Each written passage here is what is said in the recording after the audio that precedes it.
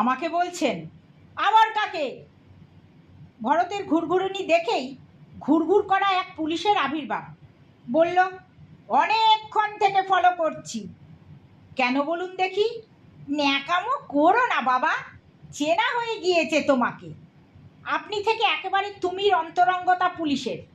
তার সঙ্গে খপ করে হাত ধরে ঘনিষ্ঠতাও দেখালো, মুখে হাসি। আপনাকে তো চিনতে পারলাম না। কত রঙ্গ যে জানো, দেখেও চিনতে পারছো না? তোমাদের না হয় ইউনিফর্ম নেই, আমাদের তো আছে। চলো চলো, দেখেছো তো? বলে হাতের লাঠিটা দেখালো। কোথায়?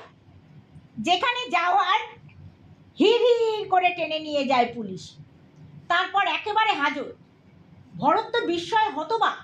ঘুরঘুর করা দোষের নাকি? কত লোকই তো ঘুরছে, কিন্তু তাকেই বা কেন টেনে এনে হাজতে ভরল?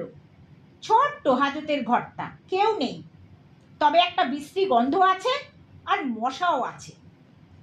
হাজতে কেউ থাকবার নেই, একজনকে তো রাখতে হয়, হয়তো তাই তাকে ধরে এনে রাখা।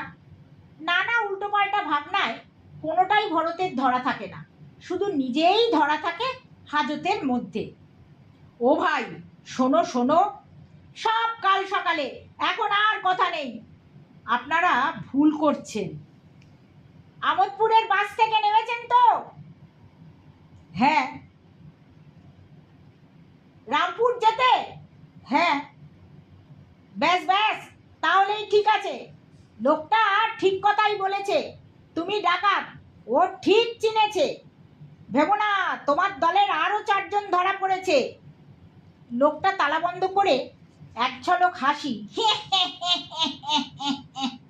উপহার দিয়ে চলে গেল। কানের পাশে মশারা পিন পিন পিন পিন পিন পিন পিন পিন করে গান শোনাতে শুরু করে দিল। ঘুমিয়ে পড়তে চাইলে কামড়ে বলে, গান শোনো গান শোনো গান শোনো গান শোনো। এই করে রাত কেটে গেল। সকালেই শশব্যস্ত হয়ে এলো পুলিশ। সেই পুলিশ ডাকাত ধরার কৃতিত্বে যে কাল রাতে কীর্তিমান হয়েছিল, সেই কিনা কে জানে। ভরতের কাছে সব পুলিশকেই এক রকম মনে হয়, কিন্তু আর তুমি নয়। আরে আরে, বেরিয়ে আসুন মশাই, বলবেন তো, পরিচয় দেবেন তো? ছি ছি ছি ছি, দেখুন তো, সারা রাত হাজতবাস করলেন নিজের দোষে। আধমরা অভুক্ত ভরত বেরিয়ে আসে। বাস থেকে হাজতবাস পর্যন্ত পৌঁছে এরমটি হওয়ার কথা, কম পথ তো নয়। বসুন বসুন, টেবিলের ওপাশে বড়বাবু, মেজবাবু, সেজবাবু, ছোটবাবু, যে কেউ হতে পারেন। আরে দাঁড়িয়ে